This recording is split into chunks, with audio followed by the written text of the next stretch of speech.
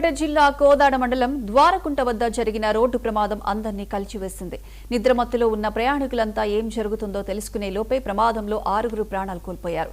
ప్రమాదం జరిగిన తీరును ఎన్హెచ్ఏఐ సిబ్బంది ఫణీంద్ర మాటల్లో ఘటనా ప్రాంతం నుంచి మా సీనియర్ కరెస్పాండెంట్ రామకృష్ణ అందిస్తారు.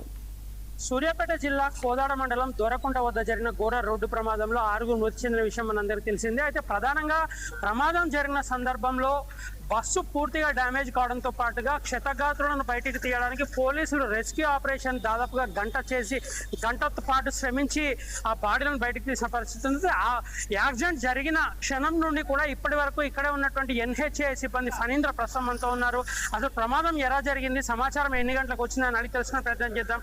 చెప్పండి, ప్రమాదం ఎన్ని గంటలకు జరిగింది, మీకు ఎన్ని గంటలకు సమాచారం వచ్చింది, అసలు ఎలా జరిగింది ప్రమాదం? సార్ మాకు 5 గంటలకు వచ్చింది సార్ ఇన్ఫర్మేషన్. రాగానే 5 నిమిషాలు మేము ఎక్కడనే ఉన్నాం సార్. ఆ లారీ విషయం తెలియదు మాకు. ఆ లారీకి వచ్చి స్పీడ్ లో కొట్టేసింది బస్ డ్రైవర్. సో చనిపోయిన వాళ్ళందరినీ బయటికి తీయడానికి చాలా శ్రమించాల్సి వస్తుందని చెప్తున్నారు. మొత్తం పూర్తిగా కుడివైపు మాత్రమే ప్రమాదం జరిగేదంతా, అంటే బండి ఓవర్టేక్ చేసే క్రమంలో జరిగిందా, ఎలా జరిగింది అసలు యాక్సిడెంట్? ఓవర్టేక్ చేసే క్రమంలో జరిగి ఉంటుందని ఆలోచన సార్ మాకైతే. తగలతో 5 చనిపోయినారు. 4 డెడ్ బాడీలు అందులో బస్ లో ఉన్నాయి. ఒక డెడ్ బాడీ కింద ఉన్నారు సార్. ఆ డెడ్ బాడీని కూడా రిమూవ్ చేసాము. ఒక పర్సన్ ని హాస్పిటల్కి తరలిస్తుంటే చనిపోయాడు. సో మొత్తంగా ప్రమాదం అంటే జరిగిన ప్రమాదానికి సంబంధించి పోలీసులు ప్రాథమికంగా డ్రైవర్ యొక్క నిర్లక్ష్యం జరిగిందని చెప్పేసి చెప్తున్నారు.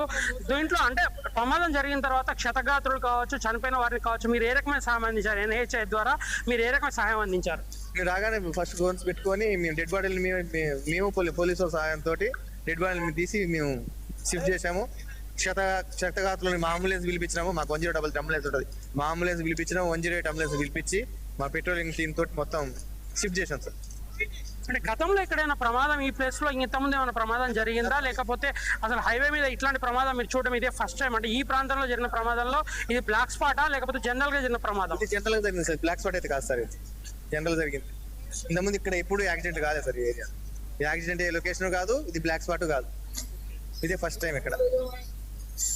సో మొత్తంగా ప్రమాదం జరిగిన ఘటన ఏదైతే ఉందో పూర్తి స్థాయిలో డ్రైవర్ యొక్క నిర్లక్ష్యం ఏదైతే ఉందో నిర్లక్ష్యం కారణంగా మాత్రం ప్రమాదం జరిగిందని చెప్తున్నారు.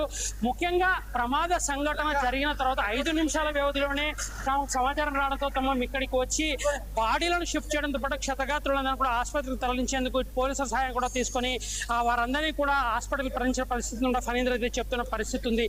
ఇది ప్రమాద ఘటనా ప్రాంతంలో ప్రత్యక్షంగా పరిశీలించినటువంటి ఎన్హెచ్ఏ సిబ్బంది ద్వారా మనం తెలుసుకున్నటువంటి సమాచారం.